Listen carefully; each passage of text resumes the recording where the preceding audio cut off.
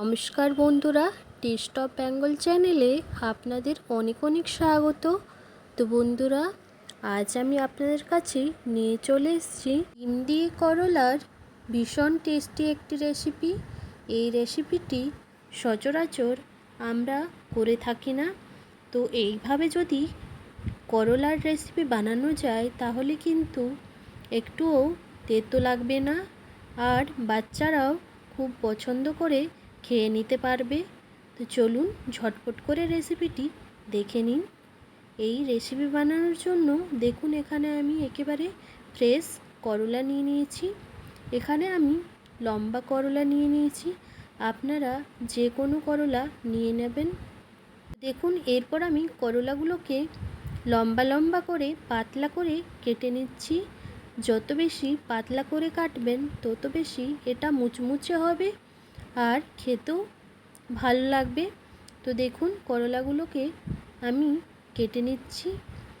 তো বন্ধুরা, আমার আজকের এই রেসিপিটিকে স্কিপ না করে প্রথম থেকে শেষ পর্যন্ত দেখে নেবেন। আশা করছি আজকের আমার এই রেসিপিটি আপনাদের ভীষণ ভালো লাগবে। আর ভালো লাগলে অবশ্যই করে একটি ছোট্ট কমেন্ট করে আমাকে জানাবেন।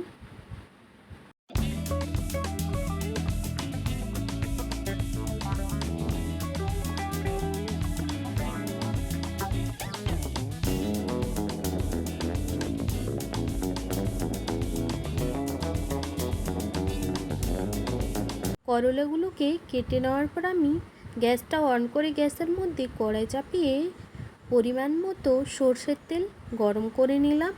তেলটা গরম হয়ে যাওয়ার পর আমি ফোড়নে দিয়ে দিলাম শুকনো লঙ্কা।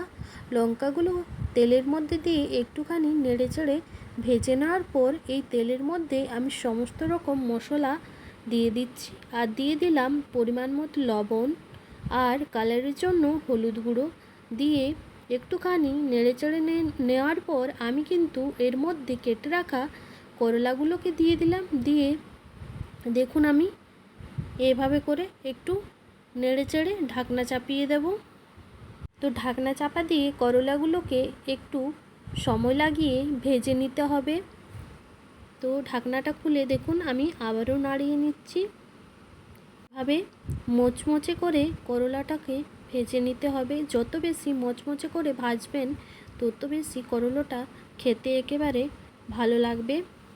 ভাজতে থাকি ততক্ষণে দেখুন, এদিকে আমি একটি ছোট্ট বাটির মধ্যে একটি ডিমকে ফাটিয়ে দিয়ে দিলাম। তো ডিমটা দেওয়ার পর আমি কিন্তু দেখুন একটুখানি পেঁয়াজ কুচি দিয়ে দিলাম, আর দিয়ে দেব পরিমাণ মতো লবণ, আর দিয়ে দেব একটু গুঁড়ো মশলা ঝালের জন্য কাশ্মীরি লঙ্কা গুঁড়ো। তো লঙ্কা গুঁড়োটা একটু বেশি করে দিয়েছি, একটু ঝাল ঝাল করেই খেতে ভালো লাগবে। তো দেখুন, এগুলোকে দেওয়ার পর আমি একসঙ্গে মিক্স করে নিচ্ছি ভালোভাবে। ডিমটাকে ফেটিয়ে নিয়ে এখন দেখুন ভেজে নিচ্ছি ডিমটা। তো ডিমটাকে কুচি কুচি করে ভেজে নেব।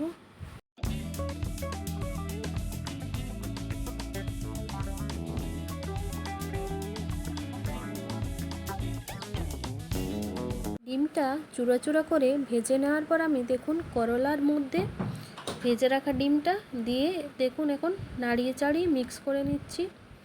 এইভাবে করে এই রেসিপিটি আপনারা ট্রাই করে দেখবেন। একেবারে ইউনিক রেসিপি, খেতেও কিন্তু খুব মজার হয়। ডাল ভাতের সঙ্গে খেয়ে দেখবেন, ভীষণ টেস্টি লাগবে খেতে।